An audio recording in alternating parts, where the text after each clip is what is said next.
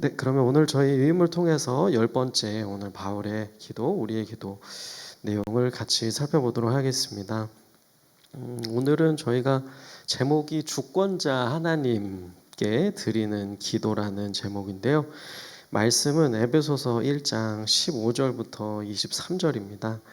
그래서 저희가 그 지난주에는 사실 주권 그리고 인격적인 하나님, 그래서 이 핵심 내용이 지금 사실 쭉 돌이켜 보면 여러 가지를 참 지난 시간에 긴 내용을 함축적으로 해서 집약적으로 이렇게 살펴봤는데, 지금 이 맨 앞에 보이는 이 그림에 그래도 잘 정리가 되어진 것 같습니다. 그래서 눈으로 한번 확인하고 들어가면 좋을 것 같은데요. 그래서 주권과 기도, 그래서 어울림 이렇게 표현이 되어 있습니다. 그리고 아래 조금 읽어보자면 이것이 대립되는 개념이 아니었다는 것을 배웠었고요. 하나님의 목적을 이루기 위해서 작용하는 신비로 이해해야 함도 배웠습니다. 그리고 그 아래 가운데 이제 보시면 이 주권이라는 것이 그래서 오히려 기도의 강력한 동기가 되어진다. 그리고 하나님의 목적을 이루는 수단이다.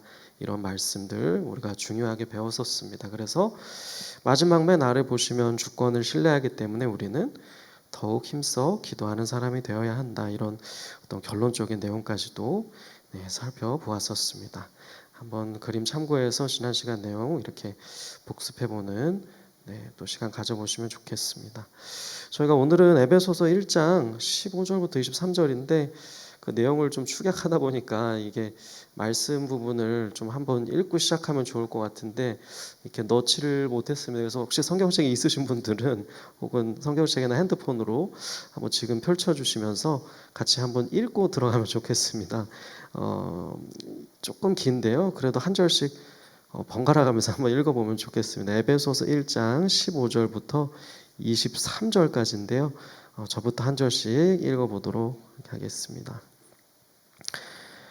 1장 15절부터 에베소서 23절입니다. 이로 말미암아 주 예수 안에서 너희 믿음과 모든 성도를 향한 사랑을 나도 듣고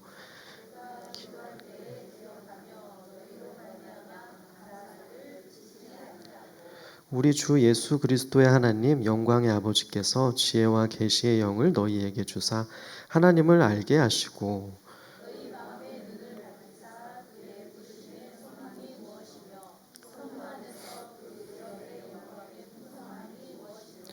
그의 힘의 위력으로 역사하심을 따라 믿는 우리에게 베푸신 능력의 지극히 크심이 어떠한 것을 너희로 알게 하시기를 구하노라.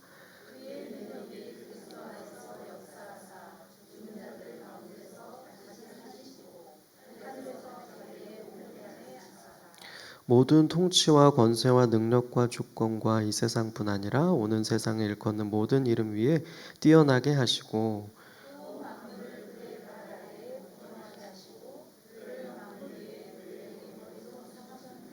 다 같이 교회는 그의 몸이니 만물 안에서 만물을 충만하게 하시는 이의 충만함이니라. 아멘. 네, 오늘은 요 말씀을 중점으로 주권자 하나님께 드리는 기도라는 주제로 내용을 살펴보도록 하겠습니다. 주권이 다시금 오늘의 핵심 테마가 되시는데요. 이 서론부터 한번 어떤 내용으로 이 에베소서의 기도를 들어가면 좋을지 자세히 보도록 하겠습니다. 먼저는 익숙한 내용이 밑줄 쳐진 데서부터 나오고 있습니다. 여기서도 기도의 이 내용 읽은 부분이 사실은 읽지는 못했지만 1장 3절부터 14절 찬송과 연결되고 있다는 점부터 지적하면서 시작이 됩니다. 그래서 간략히 설명이 이어지는데요. 먼저 그 앞부분 연결고리가 어떻게 이어지냐면 이로 말미암아 감사하기를 기도할 때 그치지 아니한다고 하면서 이 이로 말미암아는 무엇을 가리키는가? 바로 앞에서 바울이 말한 찬송을 가리킨다라는 지점을 다시 한번 이야기하면서 이 부분이 어떤 의미를 가져다 주는지 이야기합니다. 어떤 의미냐면 바로 우리가 받은 복의 그 증거가 얼마나 큰지를 나타내 주는데요. 다시 한번 밑줄을 쳐놨는데 그것은 곧 우리를 향한 하나님의 주권적인 사랑의 행위였다라고 말할 수 있겠습니다. 그래서 하나님의 주권적인 사랑의 행위, 그것이 매우 큰 어떤 증거이다라고 이제 말하고 있습니다. 그래서 가령 4절과 5절 말씀을 축약해서 그 다음 큰 따옴표에 써 있는데요. 가령 이제 이런 구절들에서 그것을 엿볼 수 있습니다. 느껴볼 수 있습니다. 창세전에 우리를 그리스도 안에 택하셨다라든지, 또 그 다음 또 보시면 사랑 안에서 기쁘신 뜻대로 우리를 예정하셨다라든지 이런 표현들에서 느껴볼 수 있다는 것입니다. 그래서 우리가 받은 이러한 복, 그 복은 조금도 우리의 어떤 선이나 가치 때문에 주어진 것이 아니고, 에베소서의 초점이 여기에 있다고 할 수 있겠죠. 그 복은, 모든 복은 사랑하시는 자 안에서 우리에게 거저 주시는 바다, 은혜라는 것이죠. 거저 주시는 바임을 기억해야 한다. 이 말씀이 서론에 이제 설명해 주면서 배경을 잘 요약해 주고 있습니다. 그리고 조금 더 이어지는데요. 마지막 줄 이제 보시게 되면 단락을, 바울은 덧붙여서 아버지의 명에 따라 예수님께서 이루신 일을 자세하게 좀 더 이야기하고 있다라고 합니다. 그래서 한 장 넘겨 보시면, 그러고 나서 자신의 핵심적인 주제로 이제 돌아간다라고 말합니다. 그래서 모든 일을 그의 뜻대로 결정하시는 이의 계획을 따라서 우리가 예정함을 입어서 그 안에서 기업이 되었으니, 이것은 우리도 그의 영광의 찬송이 되게 하려 하심이다 라고 말한다는 것입니다.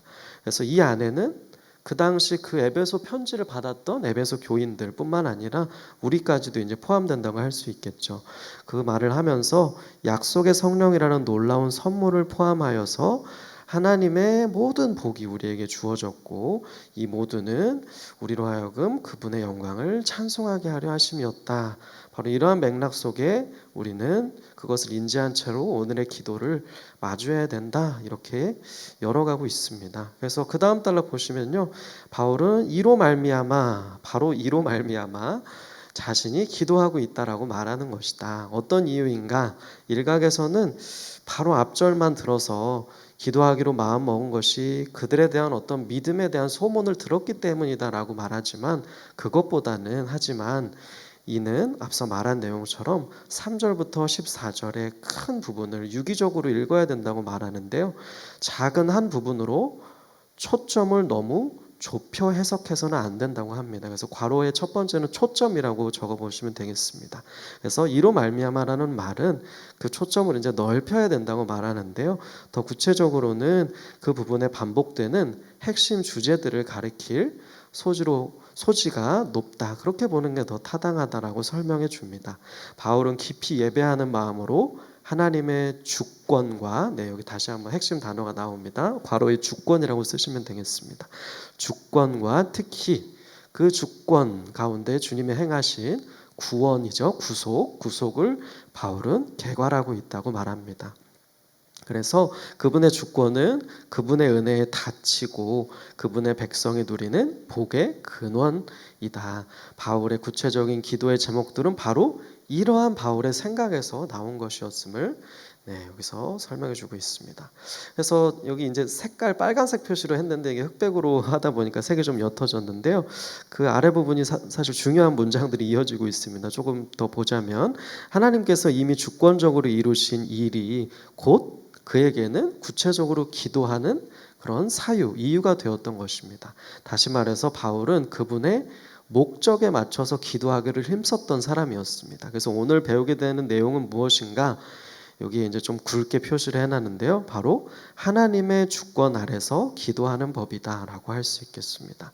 바로 하나님의 주권 아래서 우리가 지난 시간에 아까 그 일러스트를 통해서 앞에 인포그래픽으로 이제 배운 것처럼, 주권은 기도를 어떤 소용없이 만들어 버리는 게 아니고, 기도를 무의미하게 만들어버리고 포기하게 만드는 게 아니라, 이것처럼 오히려 기도하게 만드는 동인이 되게 해준다는 것을 지난 시간에 배웠는데, 에베소서를 통해서 그렇다면 우리가 하나님의 주권을 동인 삼아서 그 가운데서 기도하는 법을 어떻게 본보기로서 배울 수 있는지 세 가지 측면에서 오늘 배우는 시간이 되겠습니다. 먼저 첫 번째입니다. 첫 번째 15절과 16절 말씀에 근거한 이제 첫 번째 측면이 나오고 있는데요. 한번 같이 읽어보도록 하겠습니다. 1번 문장 시작. 하나님께서 주권자이시기에 바울은 독자들의 삶에 개입하시는 그분의 주권적 은혜로 인해 감사한다. 네, 사실 이 부분도 잘 이제 따라오신 성도님들께서는 익숙한 어떤 주제가 또 나온다는 것을 느껴보실 수 있을 텐데요. 좀 더 읽어보면 어떤 이야기가 이어지는지 눈에 더 잘 들어오실 겁니다. 일단 보자면 여기에서는 믿음과 사랑에 대한 이야기가 나오고 있습니다. 굵게 표시를 해놨는데요. 이것에 대해서 들은 이제 바울은 성도들의 회심과 변화 속에서 인간의 삶의 은혜로 개입하시는 주권자 하나님의 사례를 목도했습니다. 그래서 그들의 믿음입니다. 여기 큰 따옴표에는 믿음이라고 쓰시면 됩니다. 우리가 흔히 이거를 이제 원어로 풀어서 피스티스라고 하면서 이제 신뢰와 충절 뭐 이렇게 이야기하는데요. 여기에서는 이 의미들이 다 포함되었다라고 읽는 게 바람직하다는 설명까지 여기 적혀 있습니다.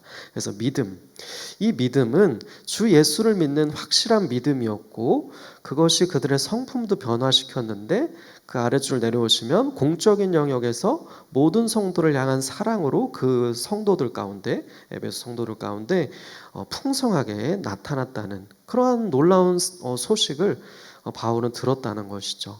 그래서 감사하면서 기도했다는 것입니다. 그래서 아래 단락 내려오시게 되면 이로 말미암아라는 말은 바울의 기도를 그가 들은 믿음과 사랑 자체와 연결시키기보다는 어떻게 이해하면 더 좋은가? 하나님이 주권적으로 그들 안에 행하신 일, 물론 그것이 믿음과 사랑으로 예시되었지만 그렇게 더 보는 게 좋다는 이야기를 하는 겁니다. 일과 더 극적으로 여기서는 연결시키고 있는 것이다. 하나님께서 그들 안에 역사하셨기 때문에 바울은 그분께 감사하기를 그치지 않고 있습니다. 아까 우리가 읽은 말씀에서 그래서 감사하기를 그치지 않는다고 했었습니다. 오직 주권자 하나님만이 은혜로 그런 변화를 계속 앞으로도 나으실 수 있기 때문에 그 선한 일을 지속하시도록 바울은 계속 간구했던 것이다. 이러한 생각에서 그의 기도가 끊임없이 감사와 함께 나왔다는 것입니다. 그래서 우리가 괜히 생각해 볼 때는 뭔가 기도가 무슨 소용이 있나, 무용한 것이 아닌가 이렇게 이야기할 수 있다는 얘기들을 지난 시간에 했었는데 괜히 생각할 때는 우리 안에서 하나님이 시작하신 일을 끝까지 이루어 가시는데 그러면 뭐 기도 안 해도 그냥 이루어 가시는 게 아닌가라고 오해할 수 있는데 지난 시간부터 계속 그게 아니라 오히려 성경의 사람들은 또 성경에 적으면서 우리에게 교훈을 주기로는 그렇기 때문에 더 기도해야 함을 동인으로 삼았다는 것을 우리가 계속해서 여기서 확인해 보고 있습니다. 그래서 바울이 그렇게 간구했다는 것 여기서 다시 한번 나오고 있습니다. 그래서 다음 단락도 한번 보시면 그래서 이러한 전제는 명백하다. 하나님께서 강력하게 역사하셔서 변화시켜 주시지 않으셨다면 회심치 못했을 것이고 지금 그들의 삶에서 나타나지고 있는 믿음과 사랑도 어림도 없었을 것이다. 그러므로 그들을 특징 짓는 기독교적 덕목이라고 써보시면 되겠습니다. 덕목이 무엇이든 간에 그것은 하나님을 진심으로 찬송할 이유가 된다라는 것입니다. 그래서 삶 속에서 말없이 역사하시는 이러한 능력에 하나님을 볼 때 우리는 실로 그분께 감사하게 됩니다. 마찬가지로 다른 사람들 속에 그분이 역사하셨다는 말을 다른 사람들 속에 그렇게 열매가 맺혀졌다는 말을 들을 때에도 우리는 감사하게 되죠. 한번 3페이지로 넘겨보시면 3페이지에서도 똑같은 내용이 또 나옵니다. 또 누군가에게서 그런 소식을 접하게 될 때 우리는 그들을 찾아가 그리스도인이 되어주셔서 감사합니다 이렇게 말하지 않고 바울처럼 이렇게 말하고 감사한다는 것입니다. 그들 안에서 역사하여 그들을 그리스도인 되게 하신 하나님께 우리는 감사하게 된다는 것입니다. 바울은 기도할 때마다 또 소식을 들을 때마다 그러한 일을 끊임없이 했다는 것입니다. 주권자 하나님을 이해하고 있었기 그 은혜를 알고 있었기 때문이라고 할 수 있겠습니다. 그래서 우리도 아마 이러한 일들이 우리 신앙생활과 특별히 기도 생활 가운데 계속 있어야 한다는 사실을 이러한 말씀들이 배움들이 이제 깨닫게 해주는 것 같습니다. 저도 계속해서 지나온 교회나 뭐 신앙의 어떤 친구들이나 또 성도님들이랑 이제까지 연락을 또 늘 유지하면서 소식을 주고받고 먼저 주시는 경우도 있고, 또 제가 먼저 너무 기도하는 가운데 궁금해서 여쭤보는 경우도 있는데요. 근데 그러다 보면 실제로 이런 일들이 생겨지게 되는 것 같습니다. 아마 성도님들도 느껴보셨을 거라고 생각을 하는데요. 그랬을 때 뭔가 물론 어려움이 있을 수도 있겠지만, 어려움이 있으면 더 우리는 또 기도하고 인지하게 되면서 그렇게 되고, 또 정말 좋은 소식이 복된 소식이 오간다면 이러한 더 우리는 찬양하고 감사하고 하나님의 일하심을 찬양하게 되는 것 같습니다. 그래서 우리 안에도 이러한 일들이 필요하고 있어야 되고, 그러므로 이런 관심이 필요하다는 게 바로 그 다음 단락에 나오는데요. 한번 보시면 그 다음 단락에는, 그래서 바울의 기도를 본받기 위해서는 복음의 진척을 알리는 소식에 우리는 귀 기울이고 주목해야 될 필요가 있다라고 이제 권면해 줍니다. 그래서 보시면 그런 소식을 접할 때면 바울처럼 반응해야 되고, 그들의 삶에 주권적으로 개입하셔서 그러한 결과를 이루신 하나님께 찬양하고 감사함이 마땅하다. 기도해야 함이 마땅하다.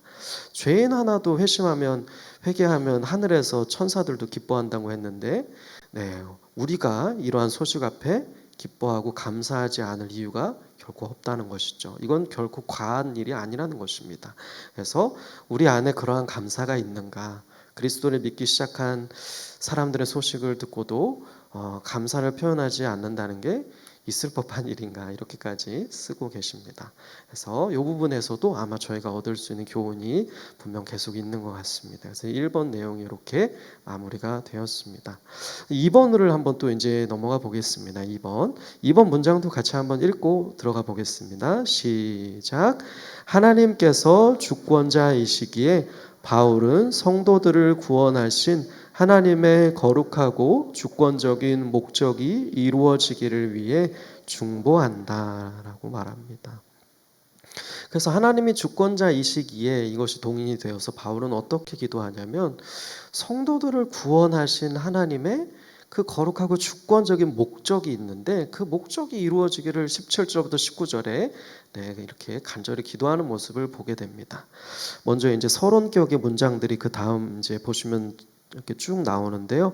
지난번에도 나왔던 다니엘의 경우가 먼저 짧게 나옵니다. 다니엘도 포로 생활의 종식, 그것이 이루어질 것을 알았지만 그 약속의 날을 고대하면서 기도했었고, 또 마찬가지로 그리스도인들이 우리가 반드시 이것을 하나님이 주권적으로 성취하실 것을 알지만 우리는 여기 나오는 여기 문장처럼, 밑줄 친 문장처럼 하나님을 더 잘 알게 해달라고 바울이 기도한 것도 그분이 그 은혜의 영광을 지금부터 영원까지 성도들에게 알리실 뜻을 밝히셨기 때문이었다. 역시나 그것이 동인이 되어서 바울은 자신의 기도에 동인으로 삼았다라는 점을 여기서 언급하고 있습니다.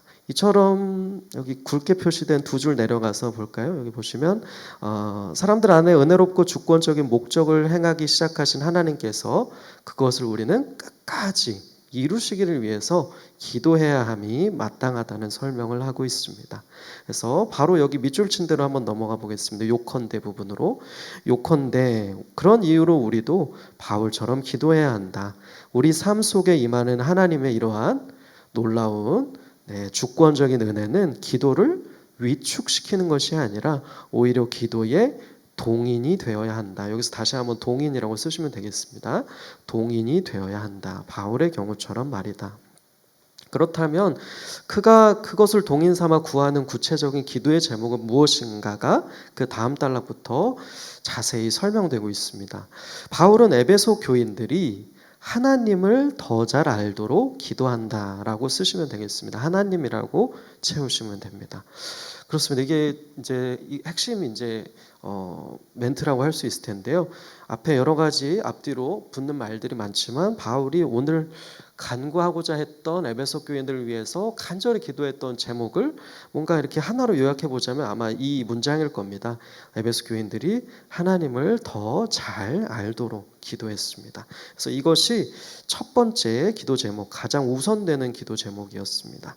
그래서 이 구절의 두 가지 세부 사항을 잘 이해하기 위해서 이제 두 가지 세부 사항을 설명해 줄 건데요. 먼저 여기 1번이라고 제가 여기 표시해 놨습니다. 1번 동그라미를 보겠습니다.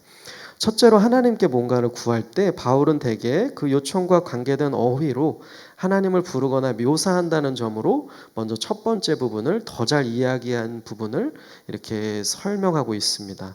아래 예시가 좀 있는데요. 마치 로마서 이제 15장 4절에 그들에게 어떤 성경의 위로, 인내가 필요하다는 것을 인지한 바울이 나중에 보면 인내와 위로의 하나님이 이렇게 해주시기를 기도한다라고 했던 것처럼 바울이 말하는 하나님에 대한 표현 수식어를 우리는 여기서도 눈여겨봐야 한다라고 이제 첫 번째 사항에 더 잘 깊은 이해를 열어주고 있는데요. 그 다음 이제 여기서도 그와 비슷하다라는 단락으로 마지막 단락으로 넘어가겠습니다. 바울이 불러 기도하는 대상은 우리 주 예수 그리스도의 하나님입니다. 위에서는 이제 인내와 위로의 하나님이었다면 예시로 든 게 여기서는 뭐냐면 우리 주 예수 그리스도의 하나님이고 이게 첫 번째 나오는 표현이었고 두 번째는 영광의 아버지 이 표현입니다. 이 표현을 기억한 채로 이제 설명을 또 읽어보겠습니다. 첫 번째 표현은 우리가 기도하는 대상이 궁극적으로 그의 아들 곧 우리 주 넘겨보겠습니다. 예수 그리스도를 통해 스스로를 계시하셨다는 사실을 바로 우리 주 예수 그리스도의 하나님이라는 표현이 상기시켜 준다는 것입니다. 그래서 하나님의 모든 복은 그 아들을 통해서 전달이 되죠. 나아가서 그 아들은 새 언약의 모든 복을 이미 우리의 것으로 확보하신 분이시죠. 그러므로 예수의 이름으로 기도하거나 하나님을 예수 그리스도의 아버지로 부르는 것은 어떠한 의미가 있냐면 곧 하나님의 기도 응답의 근거가 예수이심을 인정한다는 뜻이다라고 적으시면 되겠습니다. 인정한다는 뜻이다. 그 근거가 예수이심을 인정한다는 뜻이다. 바울도 이러한 의미에서 아마 여기에서 주 예수 그리스도의 하나님 이렇게 표현했다는 것을 우리는 한 번쯤 짚고 넘어가야 한다는 것이고요. 두 번째 표현이 이제 영광의 아버지, 더 정확히 말하자면 영광스러운 아버지라는 표현이 또 나타나고 있습니다.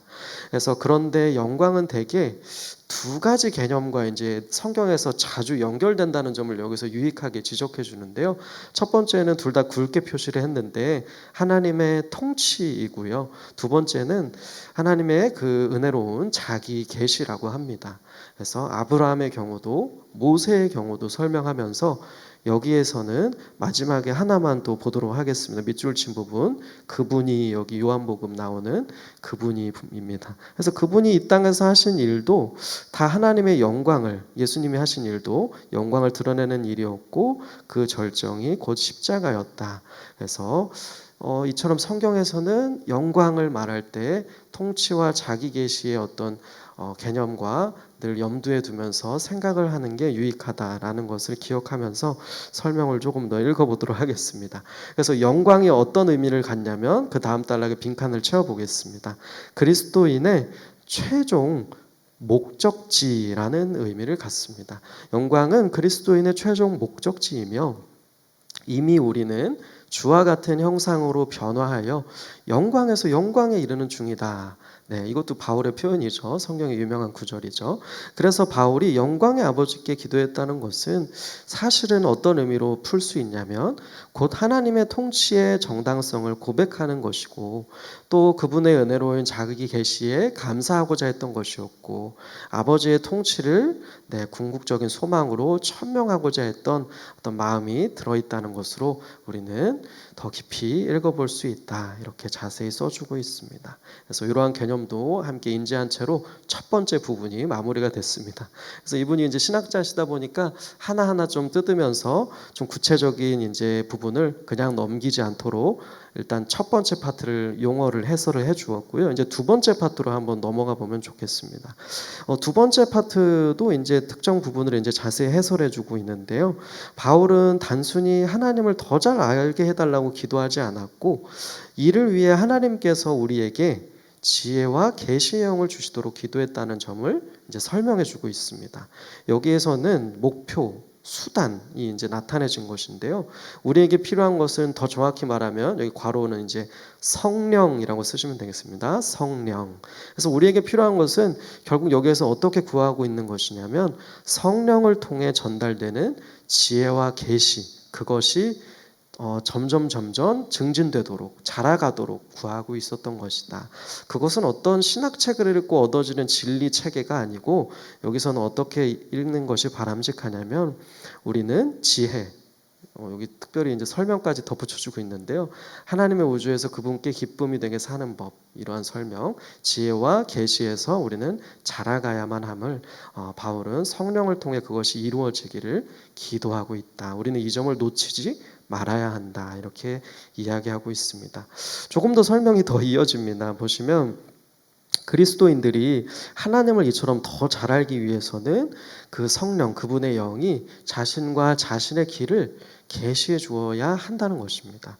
그래서 하나님의 그 영광의 통치에 속한 것들을 취하여서 우리에게 가져다 주는 그 보혜사로서의 역할을 하시는 분이 바로 성령님이시죠. 그래서 여기도 성령을 쓰시면 되겠습니다. 성령. 이것이 바로 성령, 보혜사 성령님의 일이다. 그래야만 우리는 이루신 주 예수 그리스도께서 이루신 것들을 받아들일 수 있게 되고 성령의 그런 역사를 통해서 우리는 하나님을 더 잘 알 수 있게 된다. 이를 위해 우리는 기도해야 한다. 네, 그렇지 않으면 하나님을 알고자 하는 열망이 우리 안에 사실은 없다는 의미가 될 수도 있다는 것을 이야기해 줍니다. 그리고 그렇게 기도하지 않으면 우리는 성령의 은혜 가운데 그분을 알아갈 수 없다는 이야기를 하고 있습니다. 그래서 사실 여기 마지막 문장 그 보시면 하나님의 우주에 그분을 더 잘 아는 것보다 중요한 일은 없다. 우리는 바울처럼 그분을 더 잘 알게 해달라고 간절히 그래서 기도해야만 한다. 이렇게 맞춰집니다. 그래서 사실 이처럼 저희가 뭐 찬양 가사에도 있듯이 주 내 소망은 주도 알기 원합니다. 뭐 이런 이제 찬양을 부르고 주님을 더 알고 사랑하기 원합니다. 이러한 내용처럼 우리 삶의 신앙의 인생의 궁극적인 목적 그리고 그것을 토대로 우리가 기도해야 하는 가장 큰 어떤 여기 말한 것처럼 중요한 우선되는 제목이 바로 이처럼 하나님을 성령의 은혜 가운데 알아가도록 하는 것이 매우 중요하다. 바울은 이 중요한 기도를 에베소 교인들을 대상으로 하고 있다. 이러한 말들이 이어지고 있습니다. 근데 여기에서 더 끝나지 않고 이것이 이제 더 구체적으로 가지가 뻗어 나가죠. 이제 읽으셨기 때문에 아실 텐데 그 다음 단락에 이제 그것이 이어지고 있습니다. 특히 바울은 특정한 핵심 진리들을 이해하는데 필요한 통찰력을 주시길 기도하고 있습니다. 하나님께서 성령을 통해서 스스로를 계시해 달라고 구한 것처럼 이번에는 독자들의 마음 눈을 밝히셔서 특정한 것들을 배우게 해달라고 기도합니다. 그래서 앞에 이야기한 것의 연장이나 또 다른 이면이라고 생각하시면 되는데요. 여기서도 보시면 그래서 바울은 성령께서 계시해 주심으로 그 계시를 받아들일 만한 영적인 역량을 갖추기를 기도하고 있는데요. 이것은 아마도 이러한 의미로 풀 수 있을 겁니다. 바울은 계시하시는 분도 하나님이시고 그 계시를 능히 우리 안에 이해하게 하시는 분도 하나님이시기 때문에 바울은 그렇게 기도했던 것이다. 이렇게 기도하고 있는 것이다. 라고 계속되는 설명이 이어지고 있습니다. 한번 다음 페이지 한번 넘겨보시면요. 그렇다면 바울의 기도대로 독자들을 향해서 바울이 밝은 눈으로 가지를 뻗어서 이렇게 하나님 눈을 밝혀주시기를 구했던 제목들이 무엇인가? 바로 첫 번째가 그 다음에 이제 나오는데요. 첫 번째가 부르심의 소망을 알기를 이었습니다. 이것은 어떤 의미냐면 구원의 목표를 의미한다고 합니다. 구원의 목표라고 쓰시면 되겠습니다.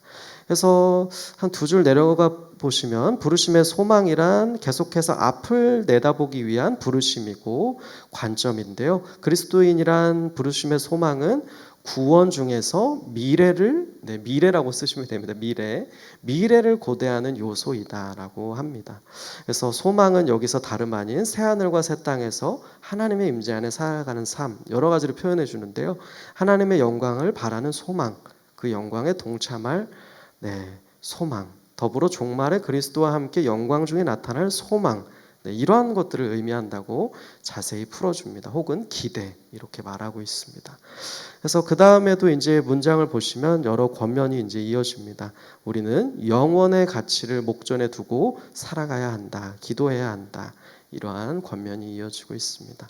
그렇다면 이제 두 번째로 바울이 눈을 밝혀주기를 원한다라고 하면서 구체적으로 구했던 것은 이제 B번 둘째인데요. 무엇이었냐면 성도 안에서 그 기업의 영광에 풍성함을 알게 해주시기를 구했습니다. 같은 장에서 이제 마지막 날 구원의 완성이 이제 이루어질 거라고 말했는데요. 우리는 그래서 뭐라고 할 수 있냐면 B번 여기 아래 빈칸을 채워보겠습니다. 우리는 하나님의 기업이다라는 것입니다. 기업이다. 그래서 복음서의 표현대로 우리는 아버지께서 아들에게 주신 사람들 선물이고 그리스도를 귀하게 여기시는 만큼 우리는 그리스도 안에서 귀한 사람들이 되었음을, 기업이 되었음을 잊지 말아야 한다. 알아야 한다라고 하는 것입니다. 그래서 그 다음 단락을 보시면 우리는 하나님께서 보시는 대로 우리 자신이 누구인지 정체성을 알아야 된다는 내용이 아주 강조되고 있습니다. 그 가치를 알아야 된다는 표현이 아주 은혜롭게 나오고 있는데요.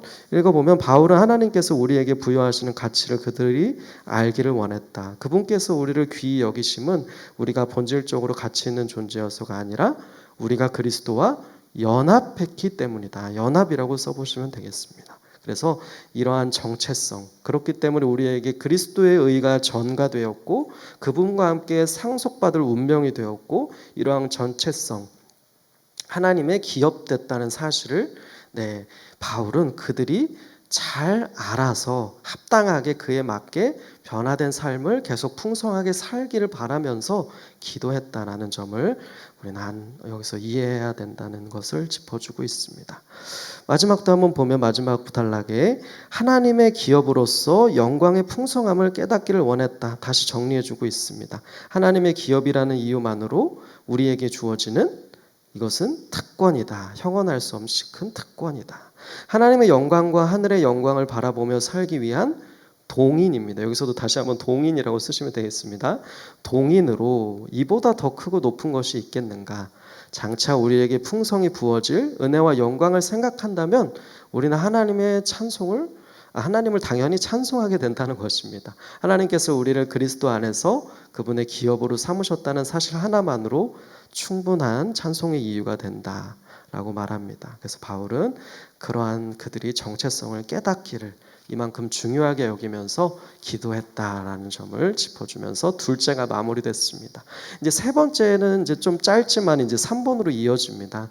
세 번째는 이제 믿는 우리에게 베푸신 능력의 지극히 크심을 알기를 또 구했습니다. 마음의 눈을 밝혀주셔서 성령의 은혜로. 그래서 보시면 여기에서는 다음 장에서 한 번 더 공부하겠지만 여기서 짧게 또 언급하겠다라고 하면서 빈칸을 채워보겠습니다. 바울이 떠올리는 것은 신자들의 삶 속에 역사하는 하나님의 능력이었다. 능력을 다시금 쓰시면 되겠습니다. 그래서 이를 위해서 바울은 기도했다. 그 능력을 그들이 각자의 삶 속에서 실존 가운데 체험하기를 기도했다라고 합니다. 그래서 이 능력에 대한 부분을 여기서 조금 3번에서 다루고 있습니다. 어떤 부분인지 세 가지로 나눠서 설명하면서 이제 오늘 파트가 맞춰지는데요. 3번을 같이 한번 읽어보겠습니다. 시작. 하나님께서 주권자이시기에 바울은 하나님의 능력이 가장 극적으로 드러난 사례를 제시한다. 한번 보시면 그 사례는 어떤 것인가? 여기 밑줄 친 부분을 한번 보시면요. 바울이 기도에 구하는 능력은 특정한 일들이 벌어지던 때에 그의 힘의 위력으로 역사하신 그 능력이다. 무엇인가? 우리가 하나님의 능력이라고 사실 딱 얘기할 때 첫 번째로 사실 창세기에서 또 알 수 있듯이 떠올릴 수 있는 것은 여기 첫 번째 빈칸이 그 답인데요.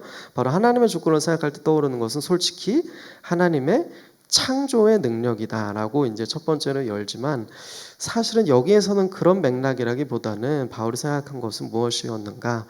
여기 단락에서 네 번째 줄 밑줄 친 부분 다음 부분 보시면 바울은 하나님의 능력이 가장 강력하게 가장 어렵게 드러난 사례를 찾지 않고 그런 범주는 무의미하기 때문에 그보다는 가장 영광스럽고 의미심장한 사례 그것을 이야기한다. 그것이 무엇인가? 이제 가번부터 한번 보겠습니다. 가번을 보시면 바울이 말하는 능력은 바로 그리스도께서 죽음에서 부활하실 때의 그 능력이었습니다. 부활의 능력이었습니다. 부활이라고 쓰시면 됩니다. 그래서 그리스도인들이 삶 속에서 그 부활의 능력, 부활 신앙을 경험하면서 살아가기를 원했습니다. 바울은 예수 그리스도의 부활을 생각하면서 여기서 능력이라는 단어를 썼다라는 것을 중요하게 짚어줍니다. 나본도 한번 보겠습니다. 나본도 사실 이어지는 연장선상인데요. 바울이 말하는 능력은 높여지신 그리스도를 통해서도 드러났다라고 합니다. 부활하시고 예수님은 승천하셨죠. 그렇게 높여지셨는데 모든 이름 위에 높여지신 그리스도를 통해서도 드러났다는 것입니다. 그래서 보시면 여기 아래 부분에도 보면 나번에서 한 5번째 줄쯤 한번 읽어보겠습니다. 이 논리의 흐름은 에베소서 2장까지 지속된다. 우리는 비록 죄와 허물로 죽어 본질상 진노의 대상이었으나 긍휼이 풍성하신 하나님께서 우리를 향한 크신 사랑으로 허물로 죽은 우리를 그리스도와 함께 살리셨고 또 함께 일으키사 그리스도 예수 안에서 함께 하늘에 앉히셨다. 이러할 때의 능력을 바울은 말하고 있었고 그것을 그들의 삶 속에서 체험하면서 살아가기를 간구했다라고 쓰고 있습니다. 여기 맨 아래 부분에도 이러한 좀 은혜로운 표현이 나오는데요. 어떤 의미에서 물론 우리는 아직 거기에 있진 않죠. 하지만 하나님이 보시는 나는 한번 넘겨보시면 괄호가 첫 번째 나옵니다. 그리스도 안에 있다는 점을 늘 기억해야 된다라고 말합니다. 그리스도 안에. 그리스도는 아버지와 함께 하늘에 앉으셨기 때문에 사실 어떻게 생각해야 되냐면 하나님이 보시는 나도 원칙상은 거기에 있다라고 생각해야 된다고 합니다. 하나님의 크신 사랑 덕분에 거기가 내 종착지이고 엄밀한 의미에서 내가 속한 곳임을 우리는 늘 알아야 되고 그래서 바울의 말처럼 나의 시민권은 하늘에 있음을 늘 잊지 말아야 한다. 바울은 그러한 소망 가운데 능력이 그들 안에서 경험되어지는 신앙생활을 하기를 간구했었습니다. 마지막입니다. 마지막은 답원. 바울이 말하는 능력은 교회입니다. 교회를 위해 만물을 지배하시는 그리스도의 능력을 말했던 것이라고 풀 수 있겠습니다. 여전히 다 가나다가 사실 하나로 이어지는데 이렇게 나눈 것뿐입니다. 또 만물을 이 부분 같이 한번 읽어볼까요? 시작. 또 만물을 그의 발 아래 복종하게 하시고 그를 만물 위에 교회의 머리로 삼으셨느니라. 교회는 그의 몸이니 만물 안에서 만물을 충만하게 하시는 이의 충만함이니라. 아멘. 여기서 이 말할 때 교회를 위해서 만물을 이렇게 지배하시는 그리스도의 능력을 말한다라고 마지막으로 언급하고 있습니다. 이처럼 그분의 모든 주권적인 능력은 교회의 유익을 위한 것이다 라고 말하고 있고요. 그리스도는 만물의 머리가 되시고 그 권위로 만물을 이처럼 지배하신다. 그리고 마지막 여기 밑줄을 한 번 더 읽어보자면요. 그리스도는 이처럼 만물의 머리이시지만 교회의 머리가 되시고 교회는 또 그분의 몸이 된다. 그 자리에서 그분은 모든 주권을 행사하시되 감사하게도 철저히 자기 백성의 유익을 위해서 하신다. 이것이 얼마나 벅찬 일이고 이것이 하나님의 사람들을 위해 그분의 목적에 맞도록 기도하고 싶게 만드는 얼마나 강력한 동인이 되는가. 우리는 이것을 동인 삼아 기도해야 한다라고 말하고 있습니다. 마지막 이제 손가락 표시를 한번 확인해 보시면요. 정리되는 문장을 옮겨 놓았는데요. 바울은 그래서 하나님이 주권자이시기 때문에 이렇게 중보하고 있었던 것입니다. 성도들을 구원하신 하나님의 거룩하고 주권적인 목적이 이루어지기를 위해서 기도하고 있었던 것이고 특히 그것을 위해서 그는 우리가 그분을 더 잘 알기를 기도했는데 그것이 어떤 뿌리를 뻗어나가면서 이야기가 됐냐면 특정한 핵심 진리를 알 수 있도록 그 핵심 진리라 함은 부르심의 소망을 그들이 알 수 있도록 성도 안에서 주신 그분의 영광스럽고 풍성한 기업이 어떠한지 알 수 있도록 믿는 우리에게 베푸신 지극히 크신 능력이 어떠한지 깨닫고 경험할 수 있도록 그렇게 바울은 에베소 성도들을 위해서 기도했던 것이었다. 이렇게 마무리가 되고 있습니다. 마지막은 이제 그림을 통해서 이제 나중에 한눈에 좀 복습해 보시라고 넣어 놓았고요. 한번 확인해 보시면서 오늘 이 기도의 제목 배운 내용 가지고 함께 마음속에 새기며 기도하는 시간 끝으로 갖고 마쳤으면 좋겠습니다. 마치 이 렌즈로 표현된 것처럼 우리의 성령으로 말미암아 지혜와 계시에 있어서 우리가 증진되는 삶을 살아가기를 소망하는데 우리 마음의 눈이 밝아져서 바울이 표현한 것처럼 부르심의 소망이 무엇인지 그 미래를 내다보며 살아갈 수 있게 해주십시오. 그리고 그 기업의 영광이 얼마나 풍성한 것인지 그 정체성을 온전히 잘 깨닫고 알고 살아가게 해주십시오. 그리고 우리에게 베푸신 그 능력의 지극히 크심이 어떠함인지 또 알고 경험하게 해주십시오. 특별히 그 부활의 능력, 그 그리스도를 살리시고 또 교회로 이 땅에 만물 가운데 다스리시는 그러한 능력, 그러한 것들이 얼마나 큰지 깨닫고 경험하면서 살아가게 해주십시오. 라고 우리도 우리 자신과, 첫 번째는 자신과 또 우리가 사랑하는 우리 지체들, 순식구들, 성도님들, 가족들을 위해서도 이 기도의 제목을 정말 가장 큰 하나의 그리스도인으로서의 우리가 공통되는 어떤 소망이 되는 중요한 첫째 되는 또 기도의 제목으로 삼아볼 내용이라고 생각이 됩니다. 이러한 제목으로 오늘 마지막으로 한번 우리 자신과 떠오르는 지체들을 위해서 같이 함께 기도하고 마치도록 하겠습니다.